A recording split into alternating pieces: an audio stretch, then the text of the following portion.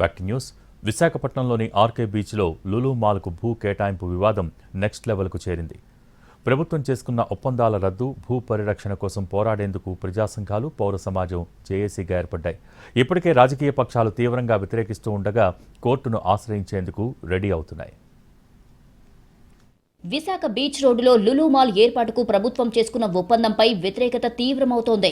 దేశంలోని అందమైన తీర ప్రాంతంలో షాపింగ్ మాల్స్ కోసం ఖరీదైన భూములను నామమాత్ర ధరకు కేటాయించడం, భారీగా రాయితీలు ప్రకటించడం అనుమానాలకు తావిచ్చింది. ఇప్పటికే విజయవాడలోని గవర్నర్పేట బస్ డిపో భూములపై వివాదం పీక్స్ కు చేరగా ఇప్పుడు విశాఖలో పౌర, ప్రజా సంఘాలు జేఏసీగా ఏర్పాటయ్యాయి. ఆర్కే బీచ్ ను కాపాడుకుందాం అనే నినాదంతో కార్యాచరణ ప్రణాళికను సిద్ధం చేశాయి. హార్బర్ పార్క్ ఏరియాలోని 13.78 ఎకరాల భూమిని లులు మాల్ కు కేటాయించేందుకు ప్రభుత్వం సిద్ధమయ్యింది.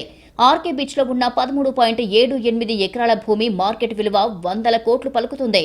దీనిని నామమాత్రపు ధరలతో 99 లీజుకి ప్రభుత్వం దారాదత్తం చేస్తుంది అనే ఆందోళన చాలా కాలంగా ఉంది.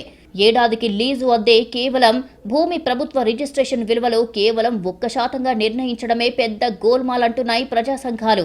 నిర్మాణాలు పూర్తయ్యేదాకా లీజు చెల్లించాల్సిన అవసరం లేదని, 10 ఏళ్లకొకసారి లీజు 10% పెంచే వెసులుబాటు, రిజిస్ట్రేషన్, స్టాంప్ డ్యూటీకి చెల్లించాల్సిన 50 కోట్ల రద్దు, ఇలా ఒక ప్రైవేటు మాల్ కోసం ప్రభుత్వం ఎందుకు ధారాదత్తం చేయాల్సి వస్తుంది అనేది పెద్ద ప్రశ్న.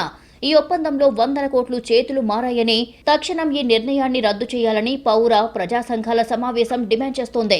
ఇది చంద్రబాబు నాయుడు గారి యొక్క గోల్మాల్ ప్రాజెక్టు. దీనిలో 100 కోట్ల రూపాయలు అవినీతి జరిగింది. ఆర్కే బీచ్ అనేటువంటి పర్యాటక ప్రాంతం చాలా అరుదైనటువంటి ప్రాంతం. ఇటువంటి ప్రాంతంలో వ్యాపార వాణిజ్యాలకి ఎలా చేయకూడదు. మరి ఏం కడతారంట? లులు మాల్, ఒక షాపింగ్ మాల్ కడతారంట, సూపర్ మార్కెట్ కడతారంట. విశాఖపట్నంలో చాలా షాపింగ్ మాల్ ఉన్నాయి, చాలా సూపర్ మార్కెట్లు ఉన్నాయి. ఆర్కే బీచ్ లో ఎందుకు కట్టాలని నేను అడుగుతూ ఉన్నాను. 13.78 ఎకరాల బీచ్ ఫ్రంట్ లో భారీ షాపింగ్ మాల్, సూపర్ మార్కెట్ నిర్మాణం చేస్తామనేది లులు ప్రతిపాదన. ఈ ప్రాజెక్టు వల్ల అదనంగా విశాఖకు కలిగే ప్రయోజనం ఏమిటో చెప్పాలంటున్నాయి ప్రతిపక్షాలు.